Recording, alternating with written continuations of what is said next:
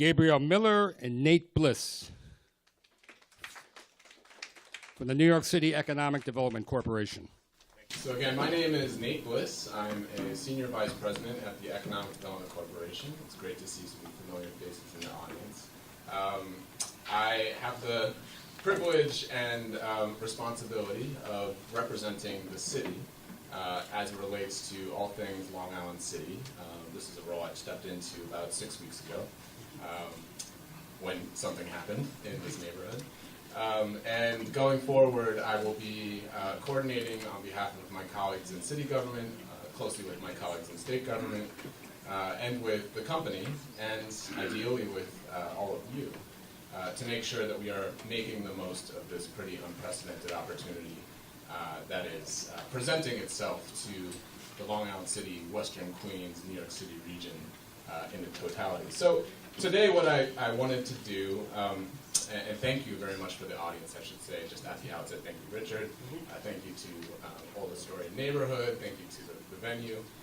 And thank you for being one of the first folks out there with commentary on the deal, and for trying to bring a perspective of folks who reigned from Astoria into the project. It's been very, very helpful. So I thought I'd run through a quick presentation, and then I'm very happy to take questions for as long as you will indulge me.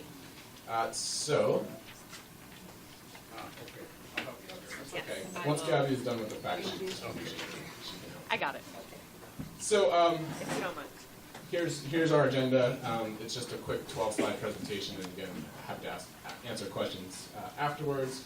Talk a little bit about kind of the context for this project, not just the immediate past 2 months, but really what led us to this moment. Talk a little bit about Long Island City and our pre-Amazon plans for the neighborhood, and conversations we've been having very actively in this community in the months and years that preceded the November 13th announcement. And then I wanted to give a brief overview of what we know now about the Amazon HQ2 project, I should say, and where it is likely headed, and over what time period. And that's where I will conclude with next steps and ongoing community engagement. So I think it's helpful, and particularly after the holidays, I think we've all had a moment to take a deep breath, myself included, graciously, to put this project and this moment we are in broader context. So, the New York City economy, like the national economy, like the world economy, has had cycles. And there have been moments in the not-so-distant past that are very dissimilar from the moment we are in today, where we have record low unemployment and we have record high overall employment in the city. And that's not something that anyone 10 years ago would have foreseen even, let alone 3 decades ago. Specifically, it's worth just mentioning the broader effort that dates back at least 3 decades, sort of in response to the last set of fiscal crises that really hit New York because of our incredible reliance on the financial services sector. And that led to a very intentional set of actions by broad-based support to try to find ways to diversify our economy. And in many ways, that's been a story about tech and other emerging industries that we think the city has been historically underrepresented on, but that should and could play a key part of our economy going forward. So, tech in New York City. A few things that excite us about this industry and is reason that we've targeted it specifically through initiatives like the Cornell Tech Campus on Roosevelt Island, folks might be familiar with. Other investments that we've made in our local engineering schools, is that tech, in many ways, is the sector of the future, right? It is the place where there is a lot of opportunity for high-paying, quality, life-sustaining jobs, family-sustaining jobs. And many of those jobs, contrary to some reportage, are actually open to people of very diverse educational backgrounds. So some 44% reportedly of tech jobs actually do not even require a college degree. So there's a broad spectrum here. We think this is an exciting and important sector to position our economy to grow into. And we also have a robust network in New York City of boot camps and other nonprofits, as well as our formal institutions of higher education that are already prepped and doing actually more robust job placement and job readiness work than anywhere else in the nation, and something that we're very proud of and that we think is a big piece of why Amazon made the wise decision that New York City was the only place that they could be, in addition to Arlington, Virginia. So why Long Island City in the first place? I will just say that there are many people in this room who have much more experience in this neighborhood than I do. I'm a relative newcomer. I've been here 20 years, but a relative newcomer. And Long Island City was the breathing, beating heart of jobs for this borough for a long time. It was lots of port activity, a lot of logistics, a lot of industrial firms up and down the waterfront, and in a series of very painful economic changes, that went away. The state port factor went away. A lot of the logistics and port jobs went across the harbor or overseas. And so a neighborhood that had grown up around an employment center lost a lot of that employment. So for many years, there's been a consensus-based opinion that growing commercial jobs in Long Island City is broad-based, well-supported, well thought through public planning. And so, there have been many attempts, including the City Tower building. Everyone's familiar with the City Tower building, built in, does anyone know the year? When it was done? I think they finished it in '91. Anyway, late '80s.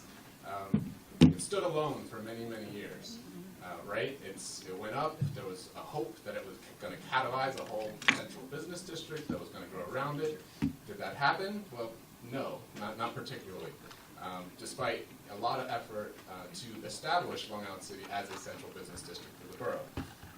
Some folks may recall in 2001, there was an area-wide rezoning. It was premised very much on let's try to build a mixed-use community in Queens, in Long Island City. Let's establish a new office market. That also did not take shape. Instead, as I'm sure folks in this room are well aware, a different sort of development happened in a way that no one predicted, which is incredible residential development, such that this zip code, or the Long Island City zip code, added more residential units than any other in the nation over the past 10 years. So you see it. It's happening all around us. But what was missing was new commercial development. Context setting for this conversation, as of 3 months ago, it was broad-based public policy that establishing Long Island City as a jobs hub, once again, was consistent with our overall goals for distributing jobs to the boroughs, bringing jobs closer to population centers, and restoring Long Island City as the beating heart of jobs for the borough. So I mentioned that we've been in this community for some time, well before Amazon, under the auspices of the City Planning Long Island City Core Neighborhood Plan, and after the 2001 rezoning. We've been out working really feverishly to try to keep pace with some of the development that's been happening. So projects like the Jackson Avenue Streetscape project, the Dutch Kills Green project, those are EDC projects that were actually outgrowths of the 2001 rezoning. And in the past few years, we've had a community conversation with local electeds and with stakeholders about what other infrastructure priorities there are in the neighborhood. And we've heard a lot about schools, about parks, about sewers, and so much so that, next slide, earlier this fall, in news that quickly got buried, but it's something we're proud of and think is worth talking about, is that the city released a Long Island City investment strategy, which calculated all of the work that was already underway and made additional pledges of city capital resources in a few key areas. The investment strategy, which lives online, you can go to lic.nyc for more information, it includes investments that we're already making and additional investments across all of these areas. So again, this is all before November 13th, and just relevant context setting for how we got to where we are. Okay, so where are we? So Amazon, after a year-long, very public competition, which they ran and included over 230 different cities across not just the country, but even internationally, announced in early November that they were going to bring 25 to 40,000 jobs, which is equivalent approximately at the higher end to their current footprint in Seattle, to Queens. And specifically, as you can see on the map here, the rightmost shaded structure is the city core tower, and on the waterfront is an assemblage of sites around Annabelle Basin, which is on the waterfront. And so their plan, the announcement included some broad strokes about the project, which I'll get into in a moment. But just, context setting again, at 40,000, they would be the second largest employer in New York City, certainly the largest in Queens by far. The jobs that they would be bringing are the full suite of executive to administrative jobs that come at a headquarters. So these are not just coding positions, this is a full headquarters, so marketing, legal, HR, you name it. Those jobs, on average, pay $150,000 a year. So by far, this was the most lucrative from a job quality perspective and job amount perspective of any corporate attraction deal the city or the state, or the city and the state working together had ever seen. Just beyond the pale. Actually, yeah, you can go to the next slide. So just quickly on financial returns, because there's been a lot of conversation about this. So I think what I would suggest by framing is that by choosing New York City, Amazon chose one of the highest cost environments for doing business in the country. Are for better or worse, and I would argue for better because it supports a lot of progressive investments that we make as a city and the state. This is one of the highest tax environments. So by coming to New York, the company essentially signed on for a tax liability or future tax returns to the city from this project and to the state collectively of over $27 billion. That's a lot of money. It's a lot of future returns. It's very important for the fiscal health of both the city and the state. There's been a lot of report about the incentives that they've provided. Essentially, they got a $3 billion discount on what otherwise would have been a $30 billion obligation and a return to the city and to the state.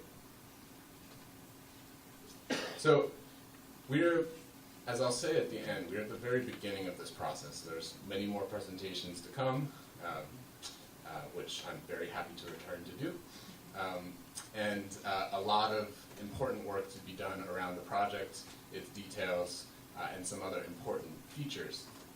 But already in the deal, as it stands, which is in the form of a non-binding memorandum of understanding, which is available on our website, there's some key components that are just worth highlighting. One is that out of this project, there are going to be some very critical amenities already baked into the development project. So that's new open space, site for a new middle school, on-site workforce development center, new light industrial space, nonprofit space, incubator space, etc. So important community features that will make this feel part of the community and also serve important populations, including artists, job seekers, etc. So on infrastructure, a few very exciting pieces of this. One is that, of course, the company will be responsible for on-site infrastructure. So that's the new open space, that's developing stormwater systems and the like internal to their sites. But what this also does, and this was, I think, one of the more salient points in the old Astoria neighborhood's early commentary on this deal, this is the prompt to accelerate and expand our portfolio of capital investments in this neighborhood.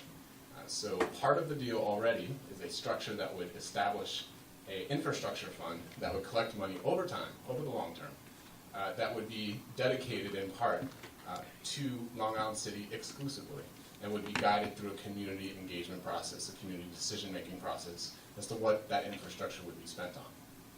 We'd also be building, of course, on the $180 million of additional investments announced last fall, and looking at other capital project priorities that would need to be part of making sure the city is ready for the additional growth, commercial growth, that Amazon will bring. So finally, on workforce, I should say this is really, for us, the most exciting piece of this project. This is a rare opportunity where we have a private sector partner who has pledged to us not just the one-year commitment to creating jobs, and not just 100 jobs. They've expressed a 10-year commitment to deliver at least 25,000 jobs. And that is just, again, beyond the magnitude of anything that at our office we've ever been involved in. And what that offers by way of helping, working now to prepare candidates to access those jobs is pretty extraordinary. So we're already starting conversations with workforce partners around the city. We've been out to visit with all of the 4 NYCHA developments in the neighborhood. And we're going to focus a lot of attention over the next year in making sure we are rising to the opportunity presented by all of these new jobs coming into this neighborhood. So, before I pause to take questions, just a few things on next steps. So where we are now, we're doing briefings, we're trying to dispel rumors, we're trying to get the facts out there so people can understand what actually is happening, what is not. And there's going to be a few formal ways to participate in the project going forward. One is that this project's going to go through an environmental impact statement. It's going to go through the state's general project plan process, both of which include moments for public comment and input. And then beyond that, the city and the state are working together and have formed a community advisory committee, which I'm happy to say this organization has a seat at the table for, which is going to guide this process on things like site design, on workforce, and on infrastructure going forward. So that committee has been announced, and it's going to meet for the first time very shortly. So that's where we are. And I'm very happy to have been here to present this project. I hope I cleared up some misinformation, and I'm happy to try to continue to do so in the Q&A segment. Thank you. Okay, I'm sure that we're going to have a lot of questions. I want to start on this side and work my way around. Okay, so just put your hands up. And again, make sure that you give your full name. We need this for the minutes. So let's start at this table. Any questions? No? Okay. Questions, yes. Okay. I'm sure somebody wants to know this. What is the Dory Kokoris, sorry. What is the approximate timeline for the full approval process? So there's probably 12 to 18 months ahead of us on the GPP and EIS portion. I should say that the company is already moving some employees into Long Island City over the coming months, but in existing space at One Court Square. But the general project plan and the EIS will take 12 to 18 months going forward. I have a quick question. What was the time frame for the development, like of the Plaxall site? I mean, what are they looking for in terms of the entire project until it's fulfilled? Sure. As mentioned, it's a 10-year horizon to get to 25 and a 15-year to potentially get to 40. Those are sort of the outside envelopes. And what they would plan to do is build buildings over time to meet their headcount growth. Okay, yes. Elton Dow. Is there any requirements for these jobs to have a certain citizenship or U.S. residency? Because as you know, IT jobs can be easily outsourced overseas. So I was wondering if you knew anything about those requirements. I don't in particular. Assuming the company will need to abide by all existing laws and regulations. As far as particular requirements of the grants or incentive funding, I'd have to get back to you on that. On the table? Anybody down here? Okay, we're going to come back up this way. Nothing? Hi, my name is Gloria Maloney. I have a lot of questions, but I'm going to limit it to two. First of all, was this presentation presented to Community Board 2 at all? Yes, we visited with Community Board 2's Land Use Committee a few weeks back. The land use, not the general. We have not yet been on the agenda at CB2 general meeting, but we would certainly be happy to attend. Okay, the reason I ask is I was there last week, and it was a very contentious meeting. So my other question, because I'm limiting to two, is what kind of jobs exactly will you be having? Administration, you said, and human resources. I know people know Amazon as far as you buy online, somebody sends the order to a distribution point, and it comes to your house. But what's actually going to be done in these buildings, and where are you going to get your workforce from? It's not going to be basically from New York. Right. I think those questions are best addressed to the company. But what I will say is that there's been some misconception out here. This is not a distribution facility. This is a headquarters, so it would be office jobs, not logistics jobs. There are other projects in the metro area that they're doing, including a large center in Staten Island, that are logistics. This would be office jobs, so that could be everything from C-suite executives to HR functions, to coders, and Amazon has many, many business lines. They have a web services group that is essentially all IT support. They, as you probably know, acquired Whole Foods. They've had several different acquisitions that include, and need HR functions, legal, marketing, etc. So no, we don't have a full definition of the 25,000 jobs yet, but what we anticipate is it's going to be kind of similar to what a headquarters looks like, similar to Seattle. So there, again, some 50% of the jobs may be in tech as we consider them, coding jobs, engineering jobs, but there's a broad function of other jobs as well. But are they expected to be soliciting people from New York or bringing people in from other states to take these jobs? Thank you. Sorry, I didn't mean to neglect that part of the question. So the entire premise of, and this has been one of the baffling things to hear in the conversation out there, the entire premise of Amazon moving to New York is to access the talent that is here. It is inefficient for the company to have to import talent. And in fact, arguably what drove them to think about a second headquarters was they were having a lot of trouble attracting talent to Seattle. So the project ultimately was about a lot of things as we understand it that informed the decision. Incentives certainly were a part of it, coming into a community that would support them, working with a local and state government partner, certainly. But talent was arguably the biggest piece. And so we think that aligns our interests well. As the city, we'd love to see as many New Yorkers hired into these jobs, and the jobs in construction, and the jobs in all the businesses that will support the new employees. And we think we're well set up to do that, but we're not going to just rest on our laurels. We're going to invest over the next year, and we'd love everyone's assistance to make sure we are connecting into job pipelines, job seekers in this community and beyond. Thank you. Hi there, Rose Fraioli. I just want to say thank you so much for the outline that you've put together on the pros. It's interesting to read that, but I have a couple concerns, as there's at least, I think, 4 parcels that are public land, in which in the agreement is for a 99-year ground lease. After that 99 years lease, what do you expect to happen to that land, and will that go back to the public, and how do you think that might be used? So long-term ground leases are a way that the city often uses when it disposes of property, or sells. More and more as a policy matter, we are moving away from dispositions, outright sales of property, and instead structuring long-term ground leases. So there's a few reasons for that, transactionally, compliance-wise. One is that it provides us an opportunity to monitor performance in a way we're otherwise unable to do. At the completion of ground leases, and actually a lot of buildings in the city are built on ground leases, there is a negotiation that has to happen with the other party. about new terms for an extension on that ground lease. Or the property comes back to the lessor or the landlord, which in this case would be the city.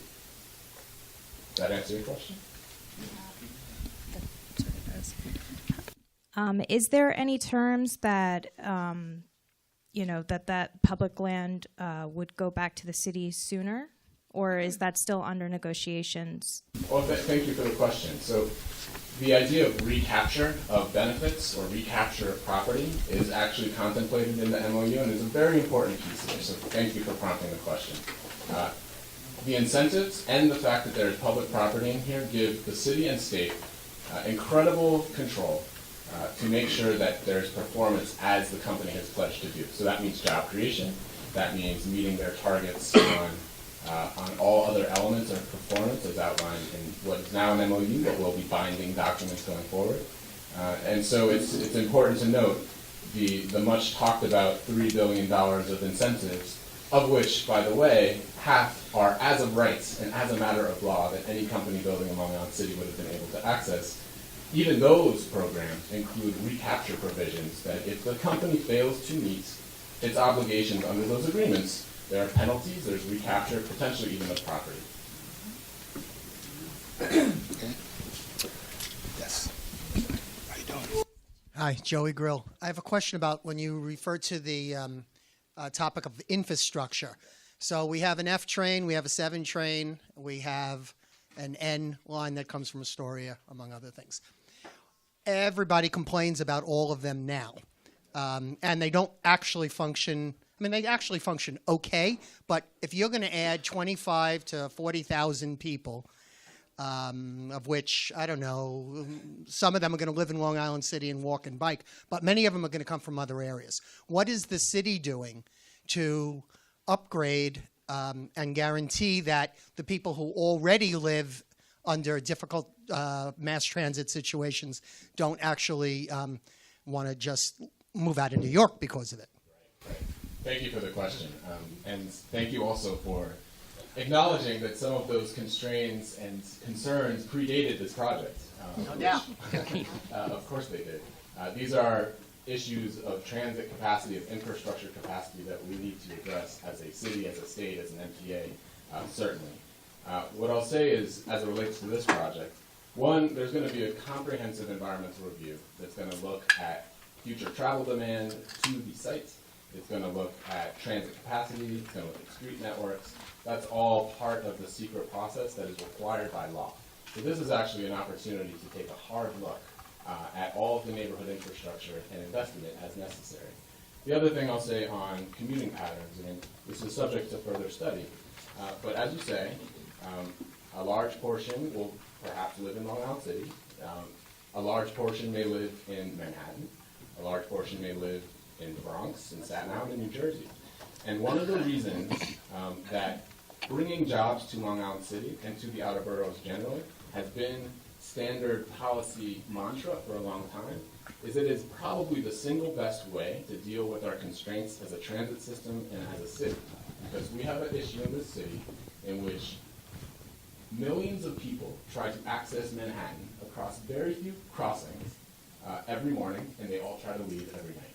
And so building a commercial core in Long Island City has the possibility of shifting commuting patterns in a way that frees up additional room for growth and frees up seats on the subway. Okay, hold on. Excuse me. Hold on. At the end of this month, Polly, to remind people that at the end of this month, it's either January 30th or 31st, there is another meeting with the MTA addressing these issues. Great. Thank you for that. Thank you. Donna Squitieri. I hear a lot about Long Island City. You're going to give job preparation maybe to them. What about Astoria? Long Island City and Astoria are very interconnected. Yeah. Are Astorian residents going to have the same opportunities as the Long Island City residents, since we're going to be just as affected by the incoming flux of people that we already have? Like, how is that going to work? So, Thank you. So we anticipate that there are going to be job opportunities and commuters from all parts. We'd love for Western Queens to have a oversized share of new jobs, and we will be working with our workforce providers in the area and thinking of additional workforce programs that can make sure they're preparing people for jobs. It's great to see Ms. Wilkins here, and we were at Astoria Houses, which we think is an important place to focus new economic development and job opportunities as well. But we plan on being back in this neighborhood and consulting with Richard. One of the 3 subcommittees of the Community Advisory Committee that's been established to oversee and drive this project going forward is focused solely on workforce.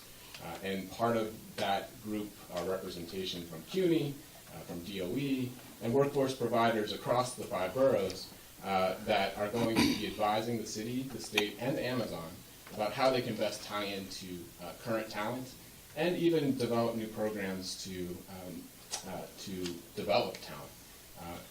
One of the interesting things talking to some of the workforce experts is it's very rare to have an opportunity where you know that in 10 years there's going to be a job opportunity. That means somebody who's in elementary school right now could be the target of a new program that brings tech into the classroom. So those are just a sampling of the opportunities that a project like this and the runway that we have, which is something Seattle never had, by the way. That growth happened in ways nobody predicted. Here we can predict the future, and we can plan for it. Hi, Neil Hurden. I've got a related question. Yeah, I said Neil. Hi, Neil Hurden. I've got a related question.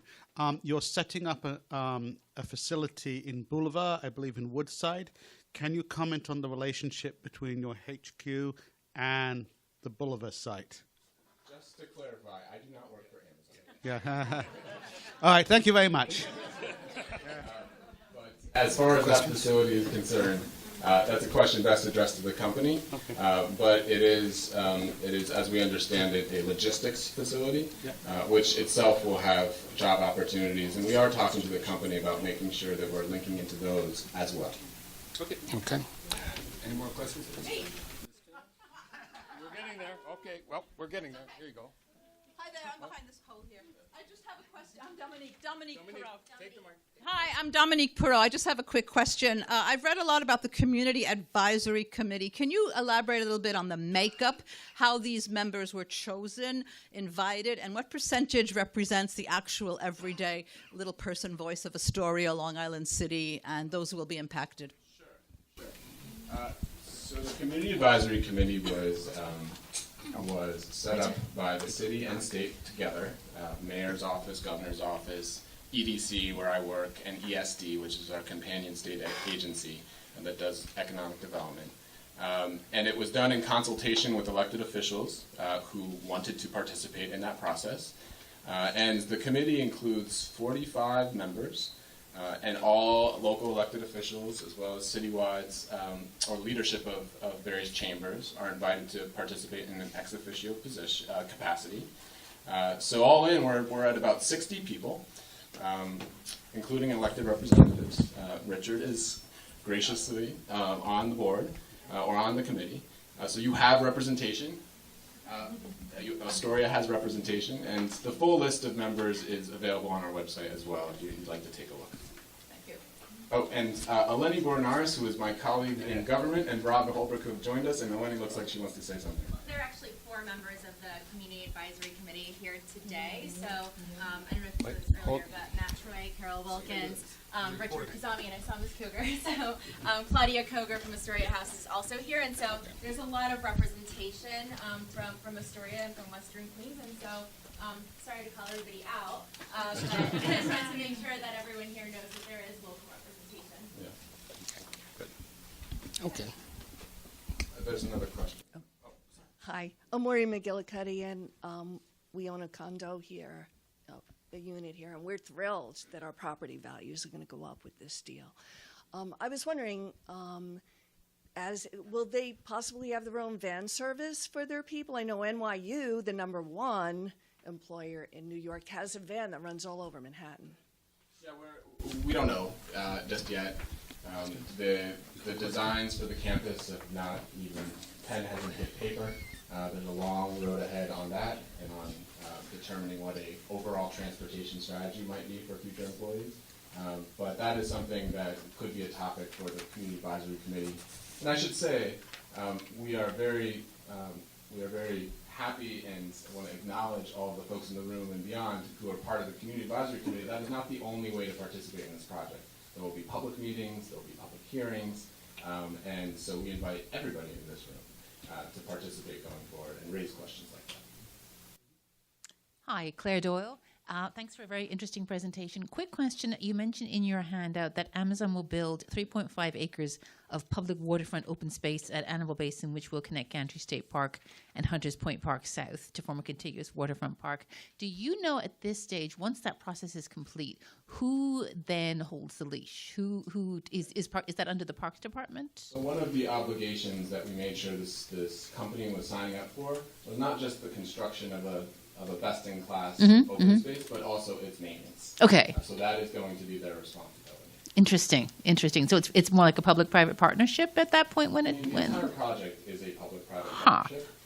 One of the things that we drove hard in the negotiations that led to the MOU was that non-negotiable for the city, for the public partners, was that amenities like publicly open space, unconstrained publicly open space that will be designed in concert with this process going forward would be part of the mix. Okay. That, the school, the on-site workforce center, those are all things that the city and state said are non-negotiables and will be part of it. And very, very quick, somewhat related question. You also mentioned, you mentioned in your presentation the history of industry on the waterfront, and as you know, that was not always a positive for both the water and the soil. Do you know if the review will include examination, if construction is anticipated?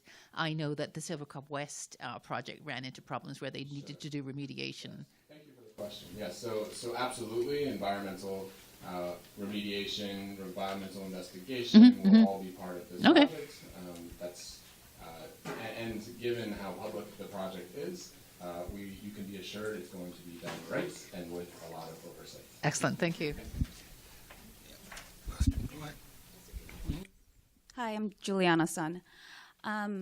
So, as you probably already know, officials from Seattle came on Monday to address some concerns that New York City should be aware about. And one of those things was the affordability of the city, and particularly of the neighborhood. And while the 25,000 good-paying jobs over the next 10 years and building new affordable housing is great, is the city doing anything to protect affordability right now? For instance, that will be the immediate effect for many residents. So while the future plans are great, I was wondering what the plans are for right now. Just to contrast first Seattle and New York. Of course. Again, the growth of the company over time in Seattle was unpredicted, unmanaged, unplanned for. I think even the company will say that. And it's taken many years for the city to build the sort of housing stock necessary to cater to a growing Seattle. And that's not just an Amazon story, it's other employers, but it's a mostly Amazon story. Here we are in a very different circumstance.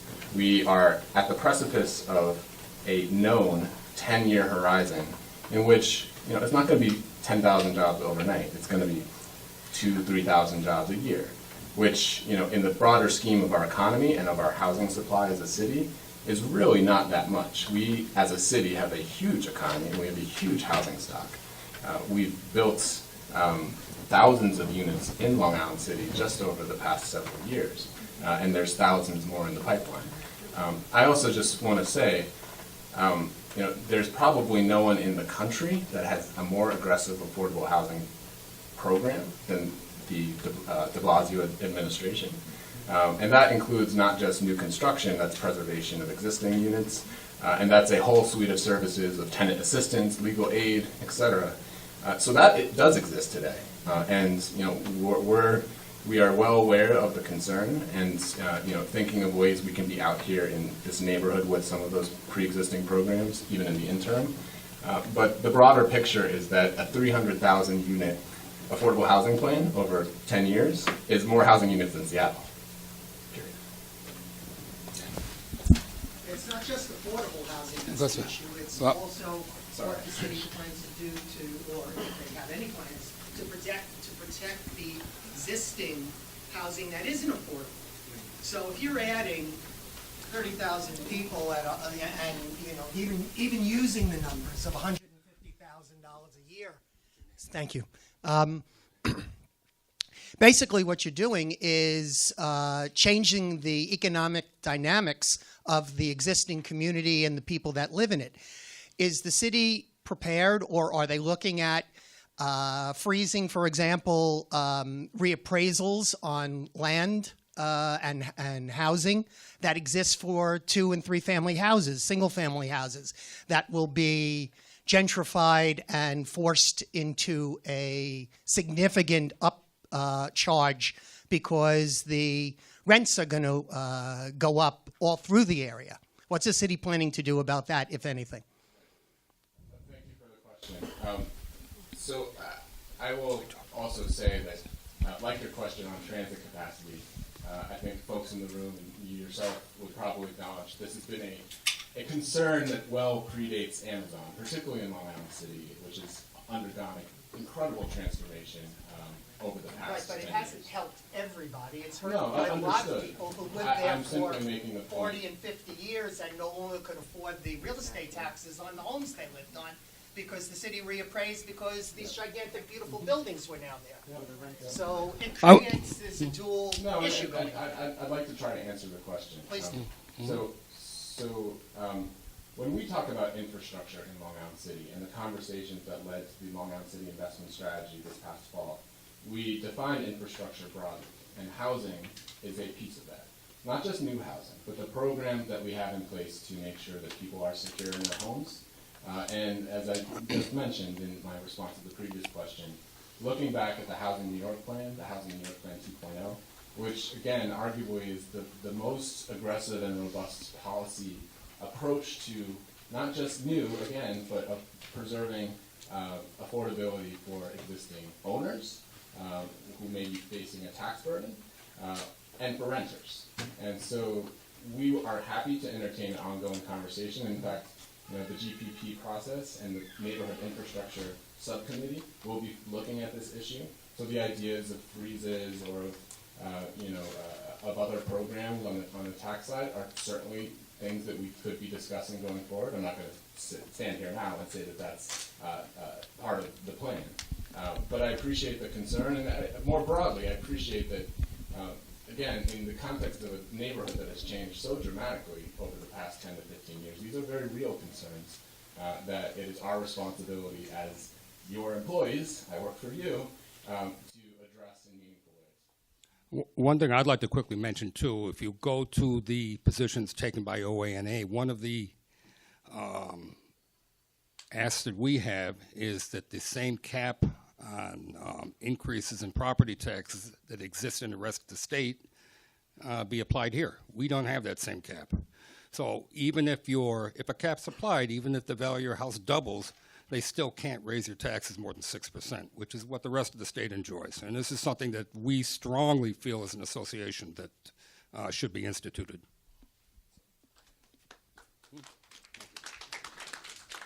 Any further questions?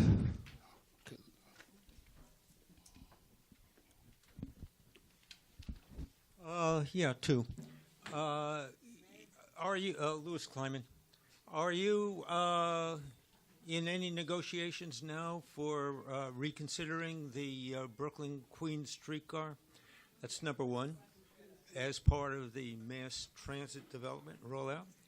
And second of all, what's the status of your negotiations with Plaxar?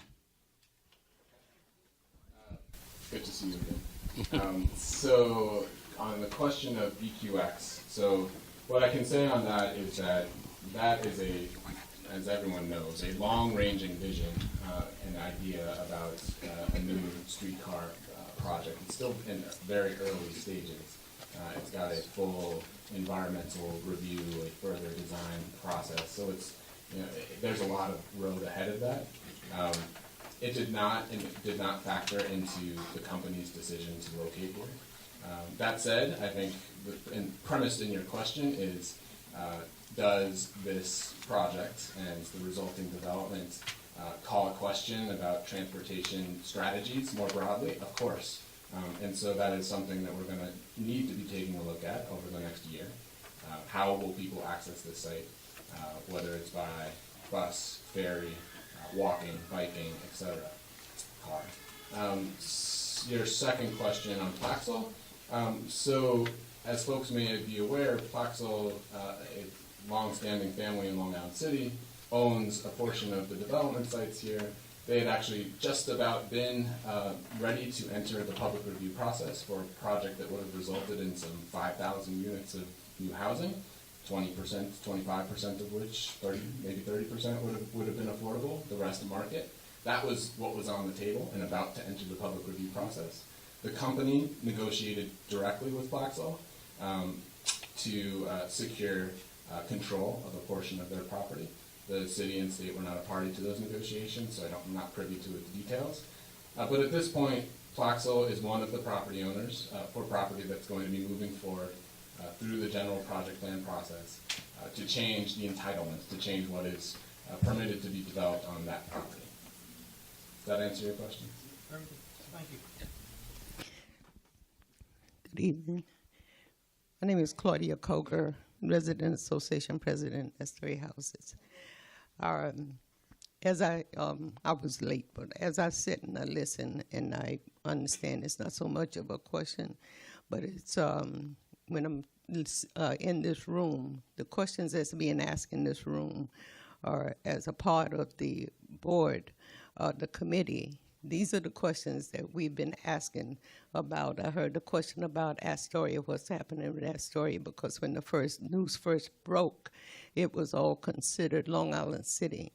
So we most certainly was at the table. We wanted to know, what was going to happen with the rest of Northwestern Queens, because we knew that Amazon is so big and wide that it would take up all of New York City. So we wanted to make sure that when the money starts flowing, that we are going to be a recipient of some of this money. So, and you know very well that we went through these things. One of the things that bother, Carol is in the room this evening too, from public housing, we had to address it. We had to address it because so much is going on with NYCHA right now until people are asking the questions about gentrification and these things. So we have put a lot of questions on the desk to Amazon as to what is going to happen, as well as with our infrastructure here, with mass transit and all of these things, because we are not going to leave the table. I just want to let you know that we are going to be at the table and we are going to be working on behalf of the future of our coming youngsters. Because when they say 10 years down the road, I'm not expected to sit at that table 10 years down the road. But we want to build this where the young people will be sitting at that table with the knowledge that they need. So that was one of the things that we put on the table with Amazon. We want our children, we want our young people to be educated. We want them to invest in this as well, because who's going to be a recipient of a $150,000 job? Even a $50,000 job is hard for a lot of people to partake in. So these are the things. I just want you to be mindful that we're not just sitting at the table. We need people with voices and knowledge to come to the table. Thank you. Thank you. Very good. Okay.